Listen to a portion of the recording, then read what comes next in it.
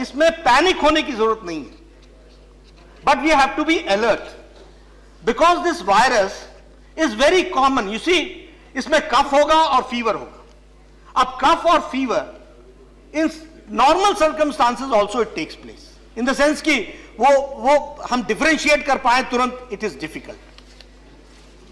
इसलिए we have to be alert. लेकिन जो प्रोटोकॉल्स हैं वो आपके सामने मैं बताना चाहता हूं। एक कैटेगरी में जो आज के हर एक एडवर्टीजमेंट्स में आ रहा है, आज के भी एडवर्टीजमेंट में है, एक कैटेगरी में an antibiotic is to be given and the patient should be sent back and he should be kept under observation at home for 2 days.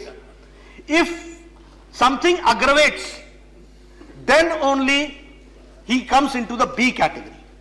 अब क्या हो रहा है, दवाई नहीं मिल रही, दवाई ये जो X कैटेगरी की मेडिसिन शॉप्स है उसी में मिलेगी। It cannot be take purchase by anybody. कोई जाए और बोले टेमीफ्लू मिल जाए, नहीं मिलेगी। ये डॉक्टर के प्रिस्क्रिप्शन पर मिलेगी और एक प्रिस्क्राइब्ड मेडिसिन शॉप से मिलेगी, जो अपलोडेड है हमारे वेबसाइट पर भी और एडवर्टीजमेंट्स में भी। ये एडवर्टीजमेंट्स में पूरी लिस्ट दी हुई है, कहां कहां कौन कौन से पब्लिक हॉस्पिटल्स हैं, कौन कौन से प्राइवेट हॉस्पिटल्स हैं, कहां कहां ये फैसिलिटीज हैं। इसलिए इसमें एक कैटेगरी में there is no need for testing, लेकिन everybody wants to go for a test. हमें फोन कॉल आ रहे हैं, अवॉइडिंग द प्रोटोकॉल्स, हमारी टेस्टिंग करा दो।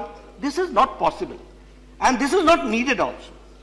Number 2 is the B category, that is when a patient has got comorbidity, means he has got hypertension, he is diabetic, he has got respiratory problem, he has got cancer, he has got other problems. ऐसे problems में B category में without testing the medicine should start and at the same time उसको regular monitoring करनी चाहिए।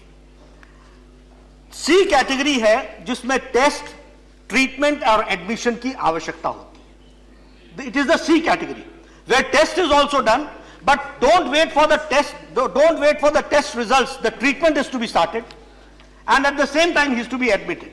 These are the 3 categories. जो UPA की सरकार लाई थी, कुछ प्रोसीजर से 13 कानूनों को अलग रखा गया था।